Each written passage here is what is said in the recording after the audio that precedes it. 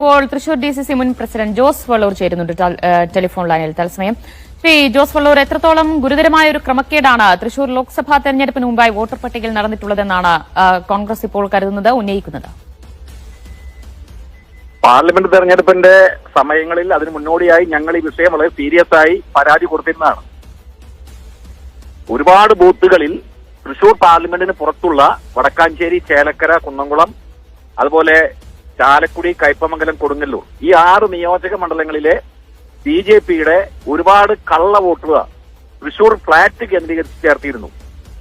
ഇപ്പൊ for example Ayyanthole Thrissur കോർപ്പറേഷനിലെ 39ാം ബൂത്തിൽ 79 വോട്ട് ഞങ്ങൾ കണ്ടെത്തി. ആ 79 വോട്ടിനെതിരെ ഞങ്ങൾ പരാതി കൊടുത്തപ്പോ ആ പരാതിയുടെ അടിസ്ഥാനത്തിൽ അവർക്ക് 79 പേർക്കും വോട്ട് ചെയ്യാൻ സാധിച്ചില്ല. പക്ഷേ തൊട്ടപ്പുറത്തെ 36ാം ബൂത്തിൽ ഇതുപോലെ തന്നെ 109 വോട്ടുകൾ ഞങ്ങൾ കണ്ടെത്തി.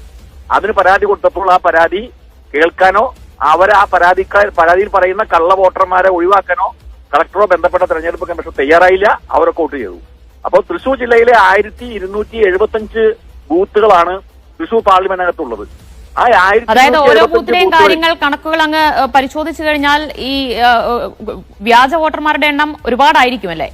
വ്യാപകമായി വ്യാജ വോട്ടർമാരെ ചേർത്തിയാണ് BJP ജയിച്ചത് എന്നുള്ള കാര്യം തെരഞ്ഞെടുപ്പിന് മുൻപേ തന്നെ, റിസൾട്ട് വരുന്നേക്കാൾ മുമ്പേ തന്നെ, പോളിംഗിന് മുമ്പേ തന്നെ ഞങ്ങൾ പരാതി കൊടുത്തിരുന്നതാണ്.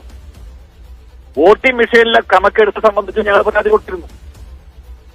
അന്ന് ആ പരാതി മുഖവിലയ്ക്ക് എടുക്കാൻ ആരും തയ്യാറായില്ല. ബന്ധപ്പെട്ടവർ ആരും തയ്യാറായില്ല. ആധികാരികമായി ഇതിന്റെ തെളിവുകൾ സഹിതം ഞങ്ങൾ പരാതി കൊടുത്തതാണ്.